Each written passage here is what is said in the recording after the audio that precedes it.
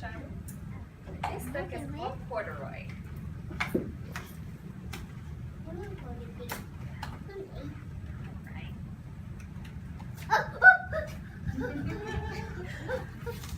Corduroy is a bear who once lived in the toy department of a big store. Day after day, he waited with all the other animals and dolls for someone to come along and take him home.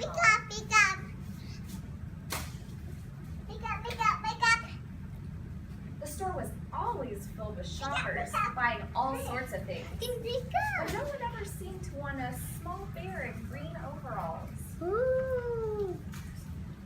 Then one morning, a little girl stopped and looked straight into Corduroy's bright eyes. "Oh, Mommy," she said, "look, there's the very bear I've always wanted." "Not today, dear," her mother sighed. "I've spent too much already. Besides, he doesn't look new. He's lost the button to one of his shoulder straps."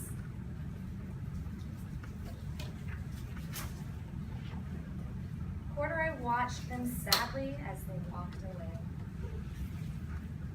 "I didn't know I'd lost a button," he said to himself. "Tonight, I'll go and see if I can find it."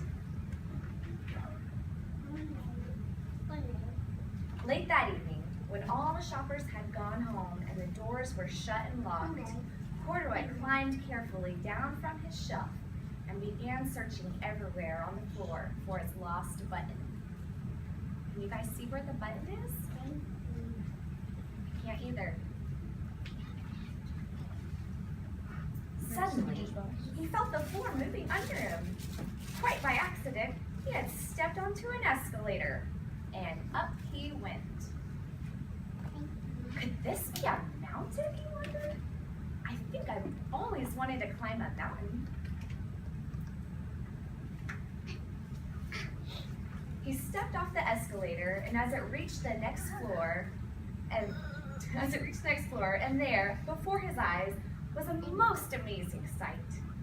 Tables and chairs, and lamps and sofas, and rows of beds. "This must be a palace," Corduroy gasped. "I guess I've always wanted to live in a palace." He wandered around, admiring the furniture. "This must be a bed," he said. "I've always wanted to sleep in a bed." And up he crawled onto a large, thick mattress. All at once he saw something small and round. "Why, here's my button," he cried.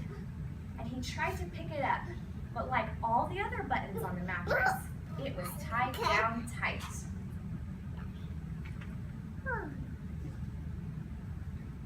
He yanked and pulled with both paws until pop, off came the button.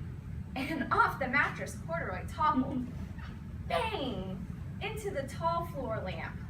Over it fell with a crash. Do you think he's hurt?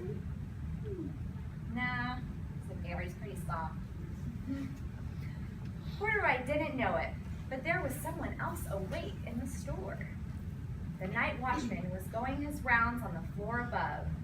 When he heard the crash, he came dashing down the escalator. "Now, who in the world did that?"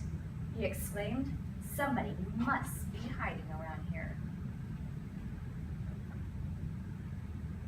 He flashed his light under and over the sofas and beds until he came to the biggest bed of them all.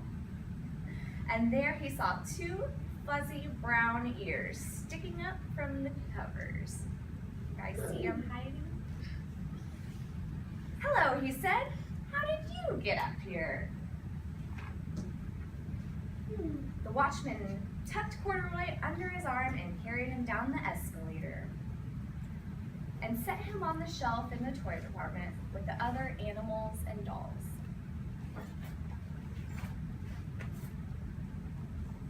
Corduroy was just waking up when the first customers started coming into the store in the morning. And there, looking at him with a wide, warm smile, was the same little girl he'd seen only the day before. "I'm Lisa," she said, "and you're going to be my very own bear. Last night I counted counted what I'd saved in my piggy bank, and my mother said I could bring you home.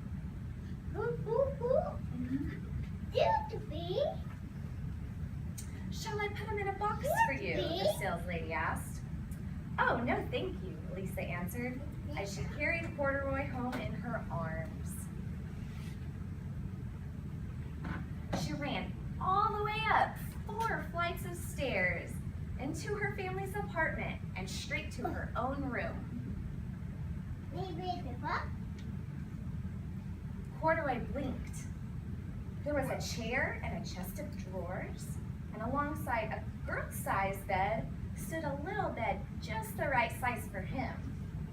The room was small, nothing like that enormous palace in the department store.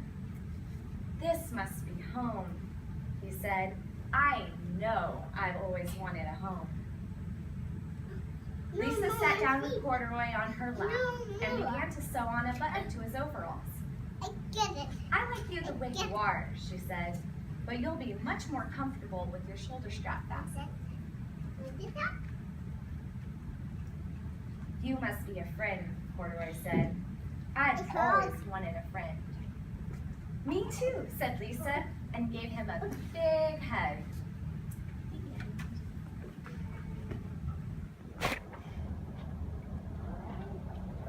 Last book of the night is going to be interpreted by Shiloh.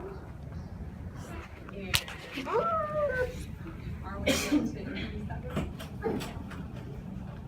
The Giving Tree.